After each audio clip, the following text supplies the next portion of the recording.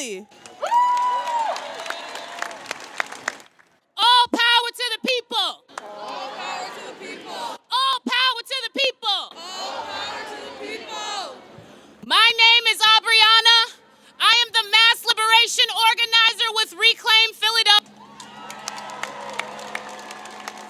The murder of George Floyd was the spark that made a lot of you in this crowd realize that black people are not safe and are actually a constant target of violence in this country. You only just scratched the surface of what black folks have known to be true and have been trying to tell you for generations. With so many new people suddenly participating in collective resistance, I am not surprised to see conflicting messages, demands, and approaches. But let me be clear. We will not be satisfied just by seeing the 4 officers responsible for Floyd's death behind bars. And we are not here today to ask for weak reforms like changing the types of training cops receive and policy describing when it is and isn't okay to shoot. That will not stop them from killing us. We are here to fight for the abolition of surveillance, policing, and imprisonment. We are fighting to create new systems that center healing and accountability instead of punishment and control. We are here to create new and lasting narratives on public safety, both what it looks like and how we get it, and narratives that welcome, celebrate, and protect Black, Indigenous, and queer lives. Narratives that break apart the lies white supremacy created. Lies about which lives have value. Now, I want to break some things down for you so you understand what Reclaim and so many other organizations are fighting for. The problem isn't just a few bad cops. The problem is that every institution in this country, every institution, is built around white supremacy. It's the cops, prosecutors, and judges that keep jails, prisons, and detention centers full. It's the insurance companies that get richer through cash bail systems that punish people for being poor. It's the racist algorithms and policies that are responsible for bullshit risk assessments and mandatory minimums. It's the school district that prioritizes funding for cops and security guards instead of counselors and nurses. It's SEPTA using cops to harass homeless and poor people. It's the University of Pennsylvania funding the cops while refusing to pay property taxes to the city while simultaneously using their private police force as a tool to facilitate gentrification and the displacement of Black West Philly residents. And it's the white people that carry implicit and explicit bias with them into boardrooms, their medical practice, the hiring process, and onto juries. Anti-Blackness was a pandemic long before coronavirus. And coronavirus is disproportionately impacting the Black community. We cannot breathe. In the words of Reverend Al Sharpton, what happened to Floyd happens every day in this country, in education, in health services, in every area of American life. Because ever since 401 years ago, the reason we could never be who we wanted and dreamed of being is you kept your knee on our neck. It's time to stand up in George's name and say, get your knee off our necks.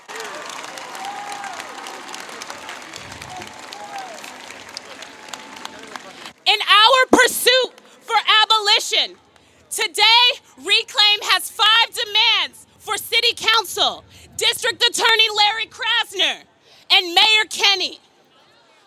We want to uplift the work of the Movement for Black Lives, Black Lives Matter Philly, and Philly Black Radical Collective. You are our North Star. And I encourage you all to read their full statements online. Right now, Reclaim is calling on our elected officials to 1, protect the right of protesters. Philly police have viciously attacked us over the last week using military equipment and chemical weapons. We demand that no harm come to any protesters. We demand that DA Krasner drop all charges against all our comrades who have been part of this uprising. And we demand that he stop criminalizing protest and rebellion. Number 2, defund the police. Mayor Kenney has proposed an additional $19 million, giving the police department a total budget of over $760 million next year.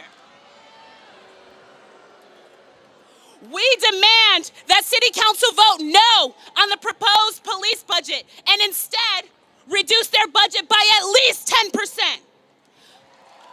Our communities need safe and affordable housing, harm reduction services, health care, libraries, childcare, and food. And $76 million taken from the police budget could certainly get us these resources. We call on City Council to pass a budget for the people. Council President Clark, we are looking at you for leadership. For information on how to contact City Council, follow Philly Re-Rise on social media. Number 3, give control to the community. We call on Mayor Kenney to abolish the Fraternal Order of Police and the Police Advisory Commission. We need direct democratic control of police to ensure that communities most harmed by destructive policing have the power to hire and fire officers, determine disciplinary action, control budgets and policies, to subpoena relevant agency information. Anything less will guarantee police will continue to commit atrocities without being held accountable. Number 4, end the war against Black and brown people. Since this country's inception, there have been named and unnamed wars on our communities. We demand an end to the criminalization, incarceration, and killing of our people. This includes the removal of police from schools, an end to the use of past criminal history to determine eligibility for housing, education, licenses, voting, loans, employment, and other services. An end to the mass surveillance of Black communities. An end to the use of technologies that criminalize and target our communities. An end to the separation of Black families through the forcible removal of our children by Department of Human Services. And an end to the city's interaction with ICE. Number 5, free our people and stop the spread of COVID-19. The conditions inside jails, prisons, and detention centers have always violated human rights, but the current conditions are far worse. We demand the immediate release of all vulnerable people currently incarcerated. We have confirmed reports that our brothers and sisters on State Road here in Philadelphia have had to make masks out of bed sheets, and they don't even have soap. They don't even have soap right now, y'all. They are being confined to their cells for 23 hours, sometimes all damn day. Solitary confinement is inhumane.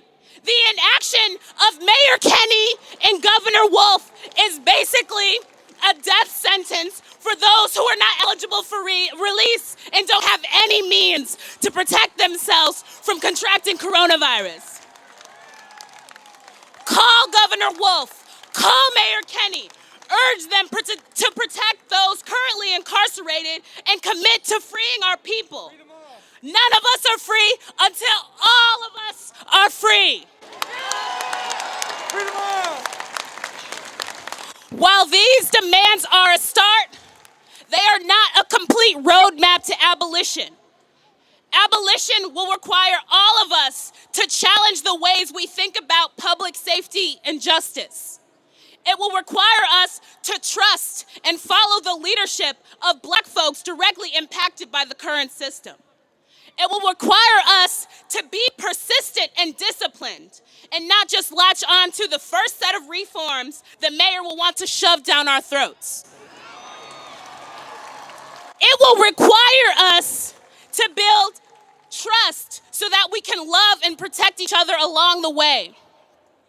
To close out, I'd like to lead you in a chant by Assata Shakur. Repeat after me. It is our duty to fight for our freedom. It is our duty to win. It is our duty to win. We must love each other and protect each other. We must love each other and protect each other. We have nothing to lose but our chains. We have nothing to lose but our chains. It is our duty to fight for our freedom. It is our duty to fight for our freedom. It is our duty to win. It is our duty to win. We must love each other and protect each other. We have nothing to lose but our chains. It is our duty to fight for our freedom. It is our duty to fight for our freedom. It is our duty to win. It is our duty to win. We must love each other and protect each other. We have nothing to lose but our chains. We have nothing to lose but our chains. Peace.